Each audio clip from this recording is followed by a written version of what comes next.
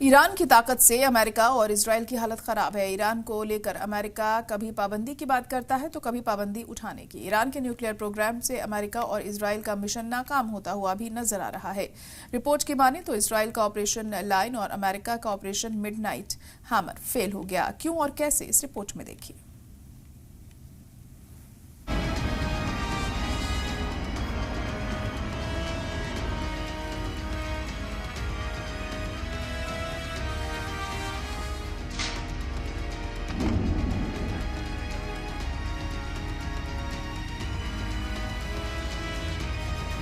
Iran जंग में cease fire के एक हफ्ते भी नहीं हुए कि ईरान ने वो काम शुरू कर दिया है जिससे पूरी दुनिया में हलचल मची है। कहा जा रहा है कि ईरान ने नताज न्यूक्लियर साइट पर काम शुरू कर दिया है। लगा कि महफूज किए गए अनरिच्ड यूरेनियम को ईरान निकालने की कोशिश कर रहा है, जबकि अमेरिका ने फोर्डो, इस्फहा और नताज को B-2 बमर के हमले में तबाह करने का दावा किया था। यह हलचल मचा देने वाली खबर है। ऐसे में ट्रंप और नेतन्याहू क्या करेंगे? मतलब क्या फिर से बड़ी जंग शुरू होने वाली है? क्या अब ईरान की जंग डायरेक्ट अमेरिका से शुरू होगी?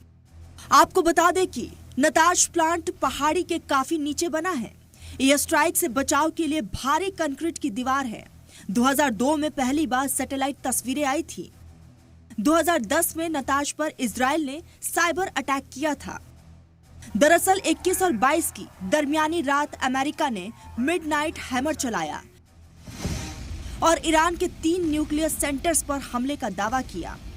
नताज, इस्फहान और फोर्डो पर 14,000 टन का बंकर बस्टर बम GBU-57 बम गिराया गया। इजराइल इन्हीं तीनों साइट को तबाह करने के लिए बार बार हमले कर रहा था, लेकिन अब नताज साइट पर हलचल शुरू हो गई है। ईरान पिकेस पहाड़ी की तलहटी में रखे यूरेनियम को निकालने में जुटा है। इजराइल की मीडिया ने यह दावा किया है।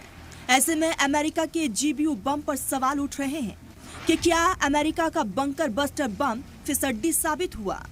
ऐसा लग रहा है जैसा कि अमेरिकी बम हदफ से भटक गए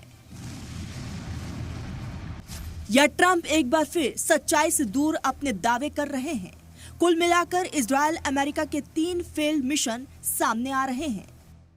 पहला, सारे डर और दावे को दरकिनार कर ईरान ने नताज न्यूक्लियर प्लांट में फिर से काम शुरू कर दिया है। दूसरा, इजराइल और अमेरिका 400 किलो यूरेनियम का कुछ पता नहीं लगा पा रहे हैं।